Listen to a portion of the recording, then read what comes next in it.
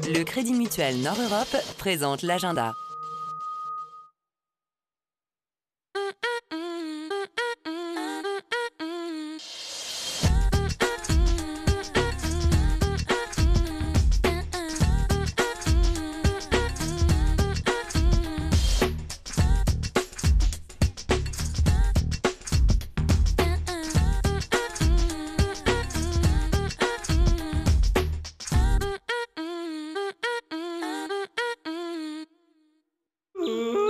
Quand j'étais enfant, je dessinais comme Raphaël, mais il m'a fallu toute une vie pour apprendre à dessiner comme un enfant. Ce que dit Picasso résonne comme une évidence et sera notre fil conducteur pour ce nouvel agenda. Parce que c'est l'âge des premières expériences et que le regard porté sur ce qui les entoure est brut, pur et curieux, nous avons suivi des lycéens qui s'impliquent dans la restauration d'œuvres d'art de la région. D'autres ont choisi la musique et font leurs premiers pas sur la scène de l'aéronef. Quant aux collégiens de Mont-Saint-Barreul, s'initier à l'œuvre de Giacometti passe par une méthode pédagogique singulière. Et c'est avec une classe de CP que nous vous emmènerons à l'Orchestre national de Lille.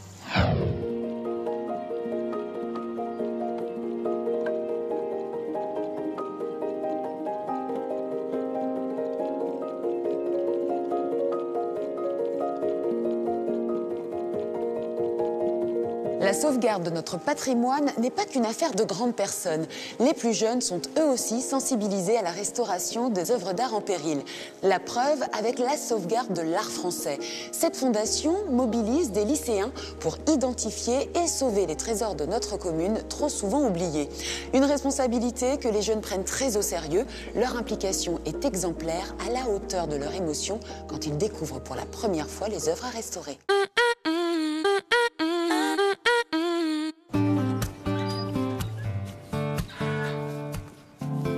Dans l'Aisne, des lycéens ont choisi de s'engager pour la défense de leur patrimoine local. Pendant plusieurs mois, ils ont étudié une sélection de tableaux et de sculptures abîmés et situés dans des églises proches de chez eux. Aujourd'hui, ils vont les découvrir en vrai. Le but ? Choisir laquelle de ces œuvres mérite d'être restaurée en priorité.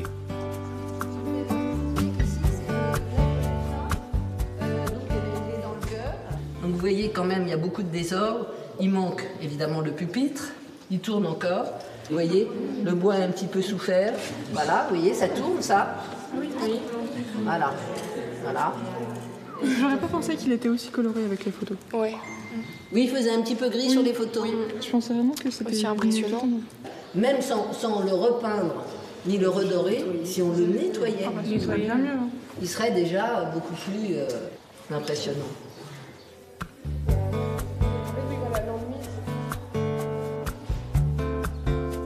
Pour les lycéens, ce programme offre à la fois un intérêt pédagogique et une découverte du patrimoine tout proche de chez eux.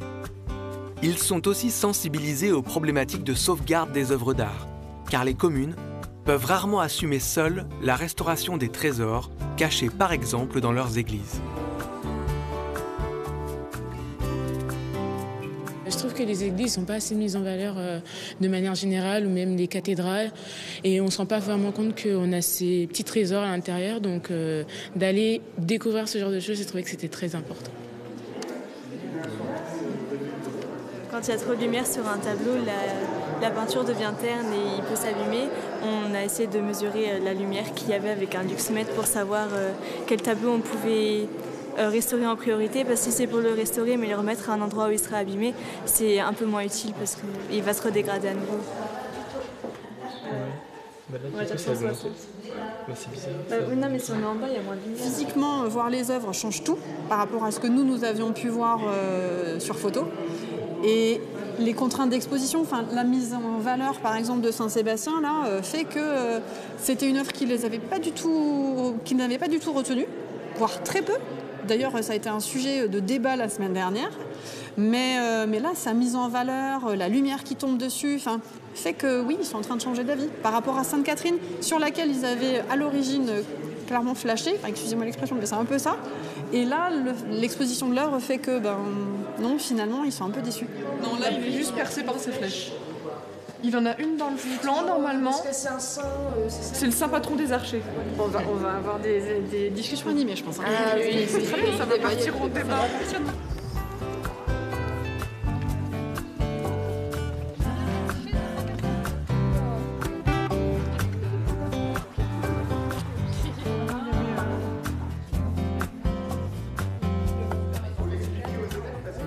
Il est à contre-jour aussi, parce qu'on approche. Le on voit rien. Saint-Sébastien. En fait, on passe et on est d'accord. Mais oui, en fait. Moi j'ai vu le premier truc qu'il y avait devant moi et j'ai pas je l'ai absolument pas vu. On est passé à côté.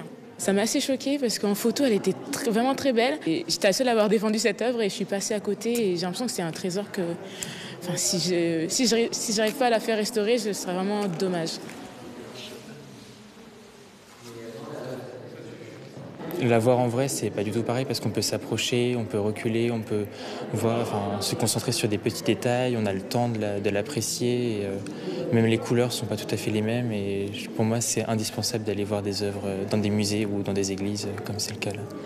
La phrase de conclusion de ce lycéen ne peut que vous plaire. Lucas Lefebvre, bonjour. Bonjour. Vous êtes le chef de projet du plus grand musée de France, un projet piloté par la Fondation La Sauvegarde de l'Art Français. Mission accomplie quand on entend la jeune génération dire qu'il est indispensable d'aller découvrir les œuvres dans des musées ou dans des églises. Effectivement, ce sont des mots qui font plaisir à entendre. On se dit que le cœur de notre projet est atteint, puisque notre objectif, c'est celui-là, c'est de permettre à ces jeunes lycéens, ces jeunes élèves, de découvrir les beautés qui les entourent. Beaucoup d'entre eux n'étaient jamais rentrés dans les édifices que nous leur avons fait visiter et n'avaient pas forcément conscience de l'intérêt que pouvaient présenter ces objets d'art. Présentez-nous en quelques mots la Fondation La Sauvegarde de l'Art Français. Et c'est une fondation, donc aujourd'hui, qui soutient sur l'ensemble du territoire français des projets de restauration d'édifices, donc plus précisément d'églises et de chapelles rurales, et également des projets de restauration d'œuvres d'art. Chaque année, la Fondation attribue en moyenne 1 million d'euros. Sur quels critères s'appuie-t-on pour choisir tel ou tel édifice ou telle œuvre d'art à restaurer ? On s'appuie sur des critères, je dirais, d'urgence. On s'appuie aussi sur l'intérêt artistique, sur l'intérêt historique des édifices. Et en fonction, on essaye de procéder à une sélection afin d'être sûr que nos dons ont l'impact le plus important possible. Alors, notre fondation est bien évidemment accompagnée par des conservateurs, par des historiens de l'art, par des experts en la matière qui justement analysent ces différents critères pour être sûr que nos dons soient alloués de la meilleure manière possible. On a vu l'élan de générosité pour Notre-Dame. D'après vous, est-ce qu'on a tendance à un peu oublier les petits édifices ? C'est vrai que cet élan de générosité pour Notre-Dame a été particulièrement touchant. Les gens se sont immédiatement mobilisés pour Notre-Dame puisque c'est un édifice qu'ils affectionnent, qu'ils aiment. Ils en connaissent l'importance, ils connaissent son histoire. Il est certain qu'à l'échelle locale, on a milliers de petites Notre-Dame qui comptent pour les villes et villages, et dont on n'a pas forcément conscience à l'échelle nationale. Et il est évident que les besoins sont considérables sur l'ensemble du territoire français, et qu'on n'a pas forcément aujourd'hui les moyens nécessaires qui nous permettraient d'entretenir ce patrimoine. Alors notre fondation mobilise ses forces, mobilise son réseau justement pour répondre à ces besoins, mais on pourrait avoir des aides supplémentaires, c'est certain. Alors justement, vous tirez la sonnette d'alarme, mais vous n'attendez pas pour agir depuis 2013 avec cette campagne « Le plus grand musée de France, des trésors dans nos communes ». Quelles seraient encore les prochaines étapes ? Le plus important pour nous, finalement, plus que la levée de fonds et de la restauration, c'est de réussir à faire prendre conscience aux gens qu'on a aujourd'hui en France un patrimoine qui est extrêmement riche, qui a besoin d'être préservé, qui a besoin d'être sauvegardé, et de pouvoir leur donner envie de se joindre à nous, de se mobiliser pour cette cause et d'œuvrer justement pour la protection sur l'ensemble de notre pays. Il faut quand même avoir en tête qu'aujourd'hui, la plupart des églises et des œuvres d'art qu'elles abritent sont propriétés de nos communes, sont des propriétés publiques. C'est aussi ce qui en fait à la fois la particularité et l'importance, c'est-à-dire que l'église aujourd'hui dans laquelle elle se trouve appartient à chacun d'entre nous. Ce sont des édifices qui disent quelque chose de l'histoire locale et qui sont accessibles gratuitement à tous, et c'est très important de le souligner. Et c'est aussi pour ça, à mon sens, que la propriété publique est aussi quelque chose à valoriser et à conserver. Merci beaucoup, Lucas Lefebvre. Merci à vous. Avant de se quitter, on va faire connaissance avec d'autres lycéens. Leur point commun à eux, c'est la musique et surtout d'avoir été repérés par l'aéronef pour préparer un live comme de vrais professionnels. Alors, ils sont une vingtaine, venant de Béthune, de Saint-Omer ou de Saint-Amand-les-Eaux, musiciens, chanteurs, et ils ne se connaissaient pas avant de participer à l'aéronef Teenage Band. Retour en images sur la résidence de ces artistes en herbe et sur leur concert. Les guitares, stand-by, la basse pareil, on mute, on sait comment ça fait, et on pose le jack toujours au même endroit. C'est ça qu'on bosse aujourd'hui, enfin maintenant je veux dire. Ils sont 20 jeunes musiciens à avoir été sélectionnés dans 6 lycées des Hauts-de-France pour participer à l'Aéro Teenage Band. Le concept est ambitieux. L'aéronef leur offre une résidence de 3 jours pour apprendre à se connaître et à jouer ensemble. 3 jours pour créer un concert. Dernière répétition.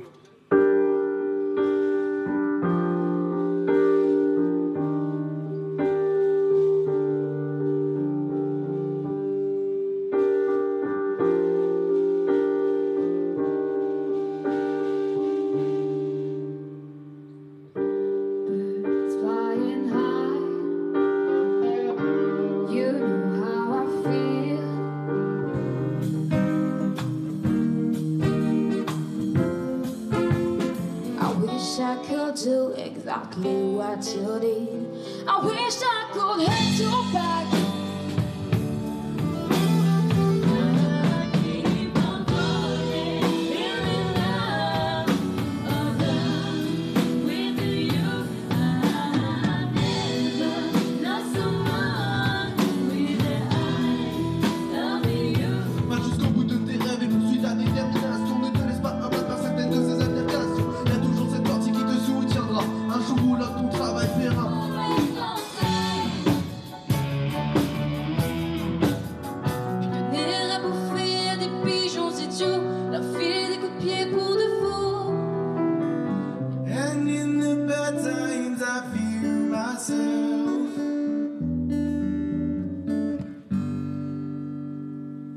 Alors, qu'est-ce que c'est maintenant? Oula.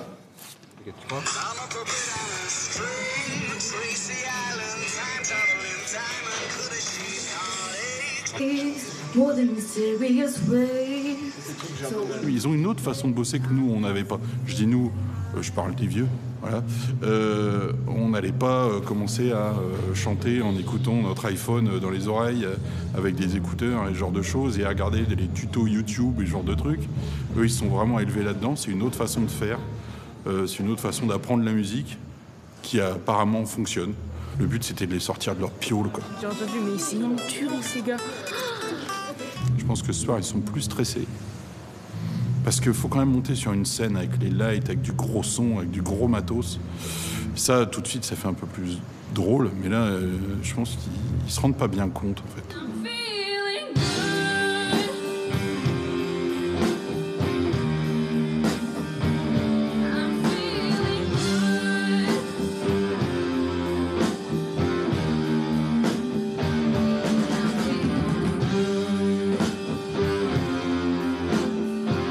Pour des musiciens amateurs qui ne se connaissaient pas 3 jours plus tôt, les lycéens ont donné un concert stupéfiant. L'Aéro Teenage Band restera dans les annales de l'aéronef.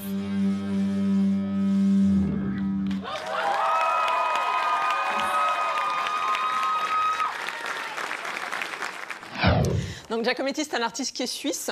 Donc on va imaginer, et en même temps ça va vous permettre de revoir un petit peu votre programme d'histoire, que Giacometti, il était peut-être pas suisse, mais peut-être français. On l'a tous vécu, cette sortie du mercredi dans les musées. On y va en traînant des pieds, en sachant qu'elle peut très vite tourner à l'ennui. Mais quand on a une prof qui sait capter notre attention et qui nous laisse nous exprimer, alors la visite est beaucoup plus stimulante. Stéphanie Jolivet, c'est l'enseignante qu'on aimerait tous avoir en classe. Démonstration au musée du Lam, où la découverte de l'exposition Giacometti passe par un atelier d'écriture.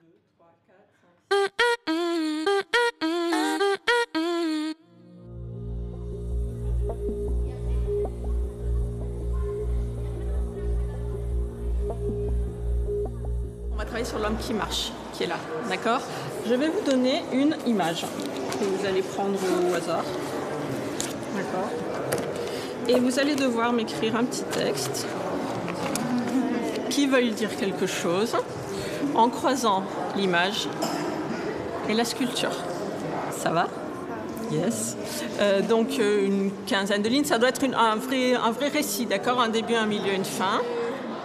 Alberto machin. Mais il ne peut pas marcher parce qu'il y a le truc qui le retient. Ah, alors ça c'est intéressant parce que soit tu te dis que c'est une représentation, donc il est en train de marcher, tu t'en fiches qu'un socle. Soit tu le prends comme il est ici, en te disant, il a les deux pieds pris dans quelque chose et il ne peut pas avancer, il veut marcher mais il ne peut pas avancer. Donc c'est à toi de choisir comment tu l'utilises. Capter l'attention des ados et les pousser à regarder vraiment les œuvres pour qu'ils visitent le musée de manière active, voilà le pari que tentent désormais de relever les professeurs, mais aussi les services pédagogiques des musées, comme le LAM.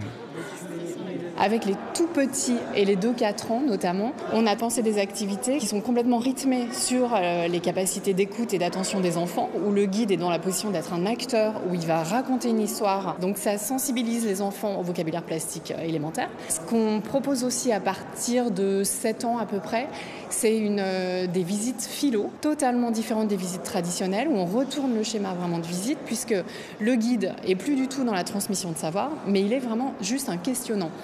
Et c'est les élèves qui, en fait, en réponse à ces questions, vont nourrir une réflexion sur l'art qui leur est propre.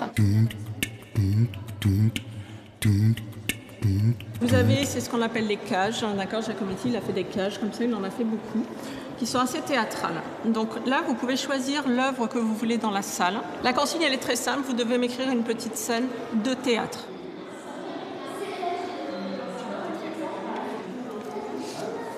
Moi, je pense que j'écris une embrouille. Une embrouille? Ah ouais, ça fait théâtre.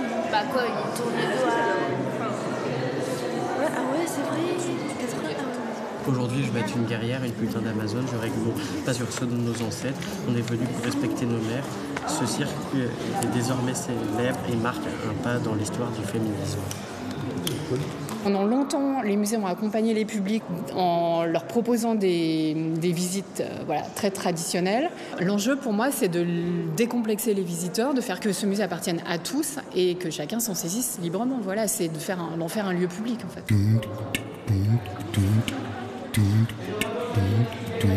Voilà une prof qui nous ferait presque regretter l'école. Stéphanie Jolivet, bonjour. Vous êtes professeure de français, missionnée au LAM. Merci de nous accueillir dans votre salle de classe. Bienvenue au Collège Rabelais. À partir de quel âge peut-on sensibiliser un enfant à l'art ? Je pense qu'il n'y a pas d'âge pour amener les élèves au musée, pour les sensibiliser à l'art. Moi, en tant que maman, mes filles ont fait à partir de 6 mois de la peinture en crèche et elles sont toujours allées au musée avec nous. Voilà, c'est regarder, aller au musée, s'intéresser à l'art, c'est apprendre à regarder, c'est développer sa sensibilité et on peut le faire tout de suite.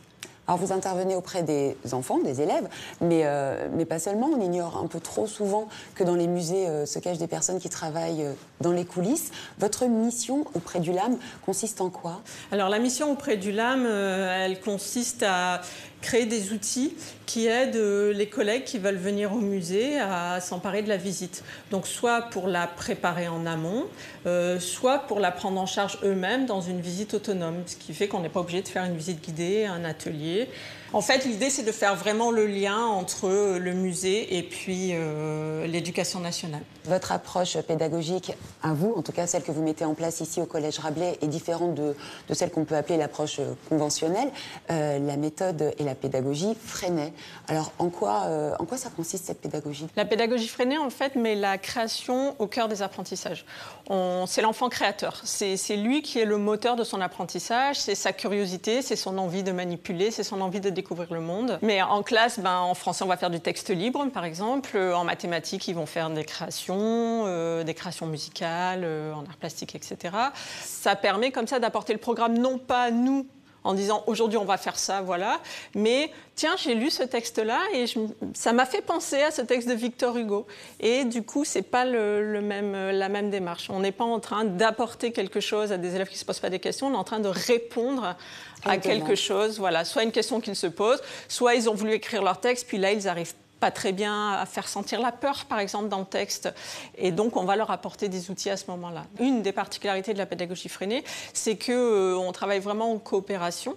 Donc, il y a un conseil d'élèves. Chaque semaine, il y a 1 heure par semaine, où les élèves vont parler de leur vie dans la classe. Ils peuvent vraiment demander ce qui leur tient à cœur en tant qu'élève. C'est une sorte de conseil de vie collégienne à l'échelle de la classe. Ils y participent activement. Et bien sûr, ils y participent. Et nous, quand je parlais du rôle de l'enseignant, c'est de relayer ces demandes, de voir la faisabilité.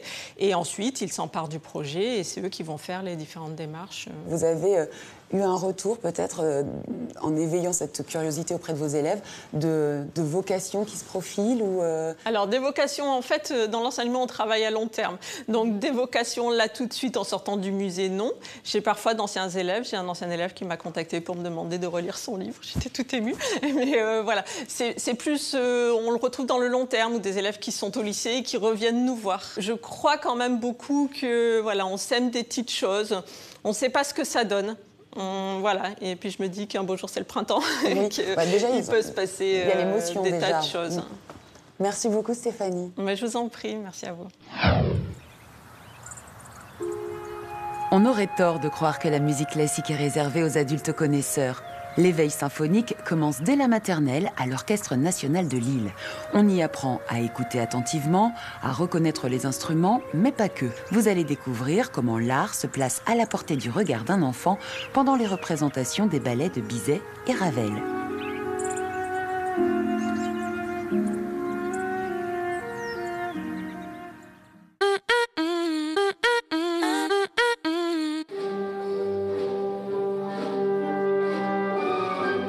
C'est un grand jour pour tous ces petits. Qu'ils soient en maternelle, au CP ou au CE1, ils sont plus de 3000 à avoir préparé soigneusement leur tout premier concert. Depuis plusieurs semaines, avec leur maîtresse et des membres de l'ONL, ils ont appris dans leur classe à écouter et reconnaître les instruments d'un orchestre symphonique.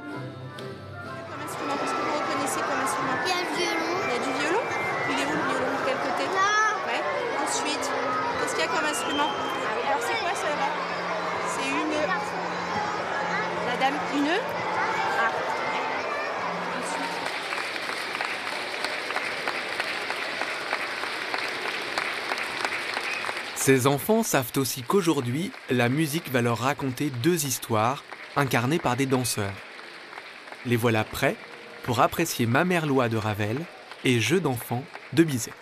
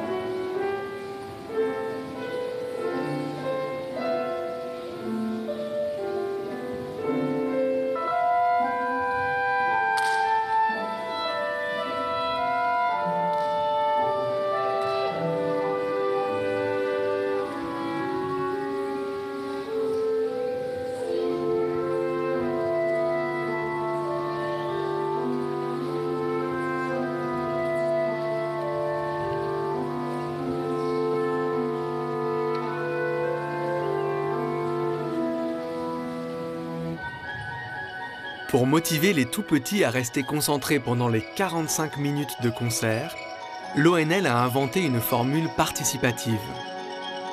Tous les enfants ont appris à l'avance une chorégraphie pour danser depuis leur place la toute dernière minute du ballet.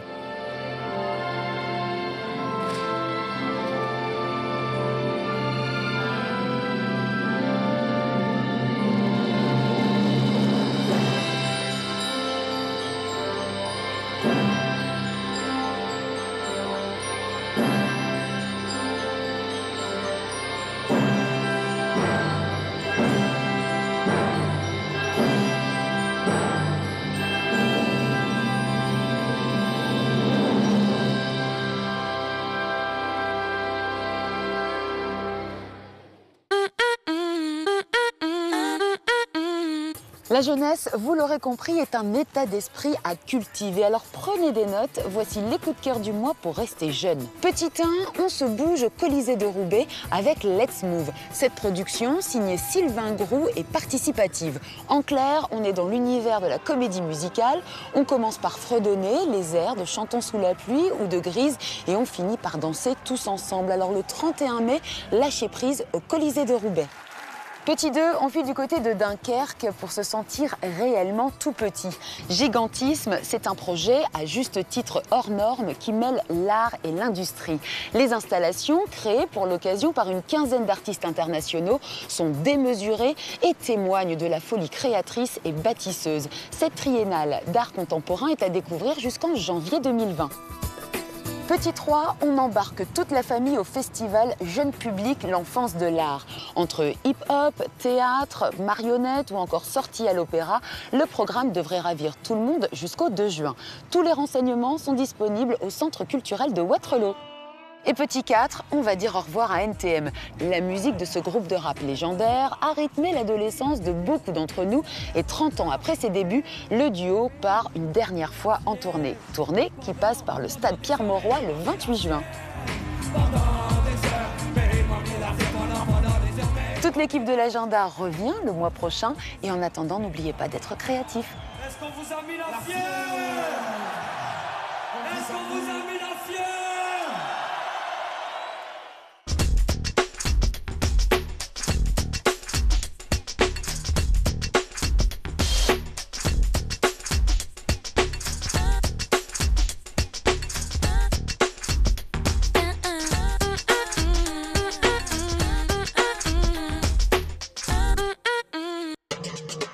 C'était l'agenda avec le Crédit Mutuel Nord Europe.